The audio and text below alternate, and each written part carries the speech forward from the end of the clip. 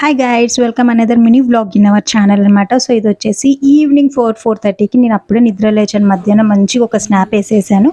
So ఇంకా 5:45 అవుతుంది. పిల్లలు వచ్చేస్తారు కదా, సో వాళ్ళకి స్నాక్స్ ప్రిపేర్ చేయాలి కదా. సో అదే పనిలో ఉన్నానమాట.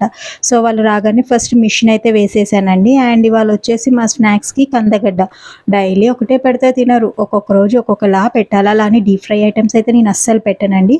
సో ఇలా మంచిగా కందగడ్డలను నొలిచేసి ఇచ్చేస్తే మంచిగా తినేస్తారు. సో వాళ్ళతో పాటు మనం కూడా తినాలి కదా, సో మనకు కూడా ఎనర్జీ రావాలి కదా, అలా అనమాట. సో సూపర్ స్వీట్ ఉండింది.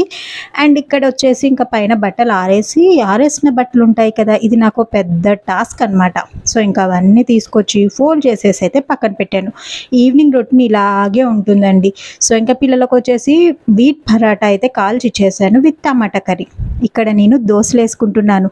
మీలో ఎంతమంది దోశను ఆలు కర్రీతో తింటారు? మీకు ఎవరికన్నా ఇష్టమా? ఒకసారి కామెంట్ చేయండి.